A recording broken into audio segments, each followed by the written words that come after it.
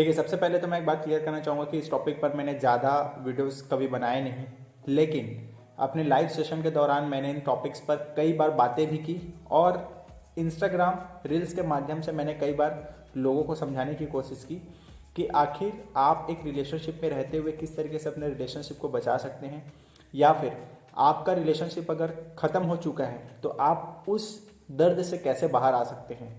ये एक तरीके से कह सकते हैं कि साइकोलॉजिकल फैक्टर्स हैं जिसके बारे में आज हम इस वीडियो में बात करने वाले हैं, जिसके माध्यम से मैं उम्मीद करूंगा कि आपको कभी भी कोई समस्या ना आए। मैं इस बात की थोड़ी बहुत तो गारंटी ले सकता हूँ, बस शर्त ये है कि आपको उन सभी टिप्स को फॉलो करने होंगे। तो नमस्कार दोस्तों, मेरा नाम है पवन, आप देख रहे हैं पवन ओझा ऑफिशियल, और इस वीडियो में हम आज उन टॉपिक के बारे में बात करने वाले कि आखिर किस तरीके से ब्रेकअप के बाद आप अपने आप को संभाल सकते हैं। लेकिन उससे पहले मैं आपसे रिक्वेस्ट करना चाहूँगा कि अगर आपने हमारे चैनल को सब्सक्राइब नहीं किया है तो नीचे दिखाई दे रही सब्सक्राइब के बटन को प्रेस कर दीजिएगा और उसके बगल में दिखाई दे रही घंटे के बटन को दबा दीजिएगा, ताकि जब भी मैं वीडियो पोस्ट करूँ तो आपको नोटिफिकेशन के माध्यम से मेरे वीडियो के सारे अपडेट्स मिलते रहें और इसी तरीके से आप और मैं एक दूसरे के साथ में नॉलेज भरी बातें शेयर करते रहें। देखिए, किसी भी रिश्ते को भुलाना आसान नहीं होता, उसे हमारी भावनाएं जुड़ी होती हैं, खास करके जब रिश्ता लव रिलेशनशिप का हो। जब हम किसी अपने से अलग होते हैं, जिसे हम अक्सर ब्रेकअप का नाम देते हैं ना, तो हमें वो दर्द बर्दाश्त करना बहुत ही मुश्किल हो जाता है। हम चाहते तो हैं उन रिश्तों से बाहर आना, लेकिन हमारी भावनाएं हम पर ही हावी हो जाती है और कभी कभी तो हम डिप्रेशन जैसे फील भी करने लग जाते हैं। लेकिन हमें उसे भुलाने की कोशिश करती रहनी चाहिए या नहीं करनी चाहिए, ये हमारे लिए सबसे बड़ा सवाल पैदा होता है। लेकिन हम उसे भूलने की कोशिश करते हैं, लेकिन बार बार उसकी हमें याद आती है। ऐसे में अक्सर हम वो गलतियां कर बैठते हैं जो हमें नहीं करनी चाहिए। कई बार उसे फ़ोन लगाते हैं तो कभी मैसेज करने लग जाते हैं, कभी खुद को कमरे में बंद कर लेते हैं, तो कभी नशे का शिकार हो जाते हैं, क्योंकि ब्रेकअप का वक्त बहुत ही बुरा होता है। हम किसी से भी इमोशनली अटैच होते हैं, पर वक्त उसकी आदत लगा देती है। क्यों? क्योंकि हम अक्सर उसके साथ में अपना आधे से ज़्यादा वक्त व्यतीत करने लग जाते हैं, और जब वो अचानक से हमें छोड़कर चला जाता है तो हमें इन सब चीज़ों का तकलीफ़ बर्दाश्त नहीं हो पाता। और यही वजह है कि हमें कभी कभी अपने माइंड में ये लगने लगता है कि हमें उससे बदला लेना है, जो मेरे ख्याल से बहुत ही गलत डिसीजन होता है। अगर आप किसी भी रिलेशनशिप में, आपको सच्चाई स्वीकार करनी ही होगी कि वो अब आपके साथ में नहीं है और आप दोनों की दुनिया अब अलग हो चुकी है। आप अपने लाइफ में आगे बढ़िए और अपनी गर्लफ्रेंड को भूल करके आपको अपनी लाइफ में वो सारे डिसीजन लेने होंगे जो आप उनके बगैर ले सकते थे। लेकिन कई बार हमें ये भी बहुत मुश्किल लगता है, तो आखिर में हम किस तरीके से उसे भुला सकते हैं, तो इस टॉपिक को हम शुरू करते हैं। सबसे पहला चीज़ आपको ये ध्यान देना होगा कि आपको कभी भी किसी भी व्यक्ति को भूलने की कोशिश नहीं करनी चाहिए, क्योंकि मुझे भी पता है और आपको भी पता है कि प्यार को भुलाना आसान नहीं होता। तो आप उसे भूलने की कोशिश ना करें, क्योंकि ऐसा करने से आपको उसकी और भी ज़्यादा याद आएगी। तो कोशिश कीजिए कि आप एक दूसरे के साथ में एज अ फ्रेंड रह सकते हैं। हालांकि ये चीज़ें मानना लोगों के लिए बहुत मुश्किल भरा पल हो सकता है, लेकिन यही एक बेस्ट ऑप्शन है जिससे आपको उसकी याद कम आएगी और आप धीरे धीरे ही सही, लेकिन आपको ये एहसास हो जाएगा कि now you both are not in relationship but you are going to follow the friendship goals, जिसके बाद आपको कभी भी उन रिलेशनशिप में प्रॉब्लम नहीं आएगा। दूसरी जो टिप्स है आपको वो फॉलो करनी है कि कभी भी अकेले ना रहें, क्योंकि अक्सर देखा गया है कि ब्रेकअप के बाद लोगों को अकेला रहना पसंद आता है। ऐसा गलती करना आपके लिए हावी हो सकता है, क्योंकि जब आप समय के हिसाब से अपने आप को ट्रीट करना चालू करते हैं तो आप अकेले में और भी ज़्यादा खुद के लिए खतरनाक साबित होते हैं। अब तक आप जो समय अपनी फैमिली या दोस्तों को नहीं दे पाते थे, तो कोशिश कीजिए कि रिलेशनशिप टूट जाने के बाद अब वो वक्त आप अपने दोस्त या फिर फैमिली को, या फिर जिस काम में आपका सबसे ज़्यादा मन लगता है, उन कामों पर फोकस कर सकें, ताकि आपको कभी भी उसकी याद ना सताए। तीसरी जो टिप है वो ये है कि आपको अब ब्रेकअप के बाद अपने कैरियर पर फोकस करना होगा। ब्रेकअप के बाद अक्सर कभी अपने काम पर ध्यान नहीं दिया होगा, क्योंकि अक्सर ऐसा होता है जो मैंने देखा है अक्सर लोगों को कि ब्रेकअप के बाद वो अपने आप को, जैसा मैंने पहले डिस्कस किया, कि अकेले रहना पसंद करते हैं या फिर उसको भूलने की कोशिश करते हैं या फिर बहुत सारी चीज़ें हैं। तो उन चीज़ों को साइड बक्से में बंद कर दीजिए। जैसा कि मैंने टॉपिक जो बताए हैं आपको, उन सभी टिप्स को फॉलो करते हुए अब आपको आपके कैरियर पर फोकस करना होगा। क्योंकि अक्सर मैंने देखा है कि लोग जब रिलेशनशिप को भूलने की कोशिश करते हैं या फिर उस दर्द में पड़े रहते हैं ना, तो वो अपनी पर्सनल लाइफ में ज़्यादा इन्वॉल्व हो जाते हैं और प्रोफेशनल लाइफ को कभी कभी बर्बाद भी करने लग जाते हैं। तो धीरे धीरे ही सही, लेकिन आपकी प्रोफेशनल लाइफ भी बर्बाद होने लग जाती है और यही वजह है कि लोग अपने कैरियर पर सफल नहीं हो पाते।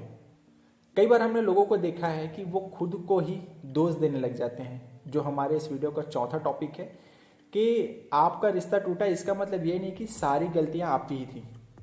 हर इंसान अपना अपना नेचर होता है और हो सकता है कि आप दोनों का विचार कभी भी एक दूसरे के साथ में मेल नहीं खाता हो। आप एक दूसरे के लिए तेल और पानी का काम करते हो, जिसका मिश्रण हो पाना बिल्कुल भी असंभव है। तो जो धीरे धीरे अलगाव की वजह बन जाती है, उससे आपको हमेशा बच के रहना है। और मैं आपसे रिक्वेस्ट करना चाहूँगा कि कभी भी आप खुद को दोषी ना ठहराएं। अगर आपके साथ में ऐसी चीज़ें हुई हैं ना, तो उन चीज़ों को पॉजिटिवली एक्सेप्ट करें कि आपके लिए हो सकता है कुछ बेहतर लिखा हो, और अपनी गलतियों से सबसे बड़ा सीख लेना आपके लिए भी एक बहुत बड़ा सबब बन सकता है।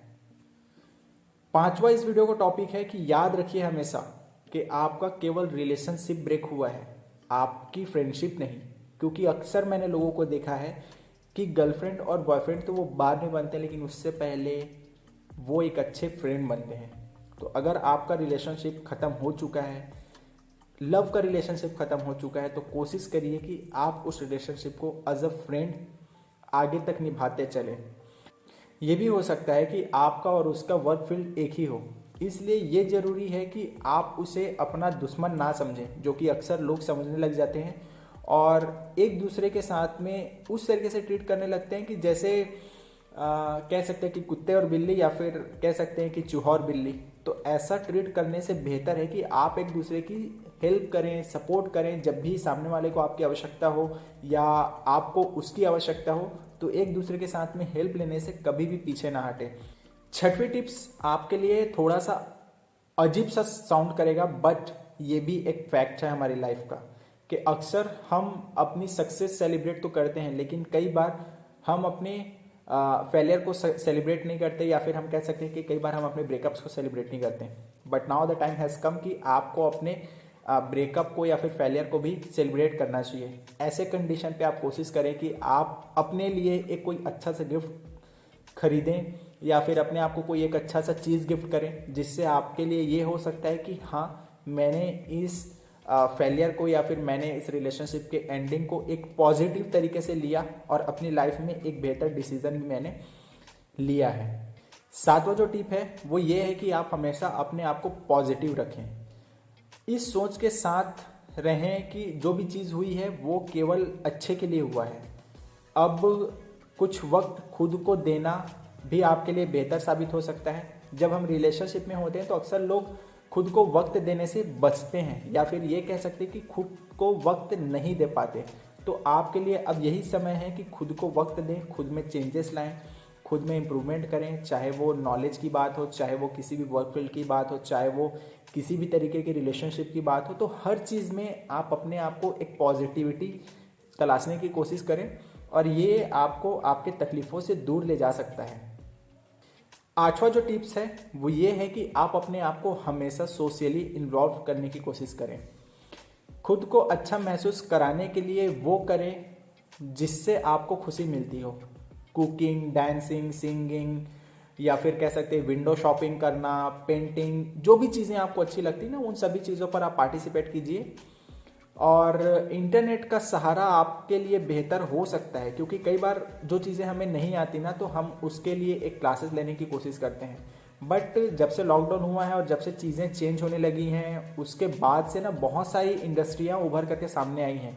चाहे हम बात करें ऑनलाइन गेमिंग्स की, चाहे हम बात करें ऑनलाइन स्टडीज़ की, चाहे हम बात करें ऑनलाइन स्टडी प्लेटफॉर्म्स की, या फिर कह सकते हैं ऑनलाइन ट्यूटोरियल्स प्लेटफॉर्म्स की। तो ये सारी चीज़ें अब आज की डेट में इंटरनेट के माध्यम से मौजूद है, तो वहाँ से आप जा करके नई नई चीज़ों को सीख सकते हैं। जैसा मैं अपने इस वीडियो पर हमेशा से कहते आया हूँ, आपने नोटिस किया होगा कि मैं हर बार केवल एक ही शब्द दोहरा रहा हूँ कि आप अपने आप को इस तरीके से व्यस्त रखने की कोशिश कीजिए कि आपको उसकी याद आए ही ना, और नई नई चीज़ों को एक्सप्लोर करना या फिर नई नई चीज़ों को सीखना आपको आपके फ्यूचर के लिए और बेहतर बना सकता है मेरे दोस्त। 9वां जो टिप है वो ये है कि आप अपने सिचुएशन को हैंडल करना सीखें। अब जो भी है यही है, इस सोच के साथ में आपको चलना बहुत आवश्यक है। परिस्थिति को स्वीकार करें और ज़िंदगी में हमेशा आगे बढ़ें। आगे की लाइफ के बारे में सोचकर निराश होना आपको और भी ज़्यादा नुकसान पहुंचा सकता है। अच्छा होगा कि इस ख्याल के साथ में आगे बढ़ें और पास्ट के बारे में सोचना बंद कर दें। अब 10वां जो टिप है वो बहुत ही साधारण टिप है जिसका अक्सर लोग गलत इस्तेमाल करते हैं, और वो है कि नशे का सहारा। कई बार मैंने लोगों को देखा है कि वो सामने वाले को भूलने के लिए नशे का सहारा लेने लग जाते हैं, जो कि बहुत ही गलत डिसीजन होता है। देखिए, नशा करना गलत भी नहीं है, लेकिन नशा करना अच्छी बात भी नहीं है। कोई भी चीज़ एक लिमिट में हो तो बहुत अच्छा होता है। कई बार लोग महीनों में एक बार अगर कोई भी तरीके का नशा करते हैं तो मेरे ख्याल से वो चीज़ गलत नहीं होता, लेकिन मैं पूरी तरीके से इस बात को एग्री करता हूँ कि नशा हमें करना ही नहीं चाहिए।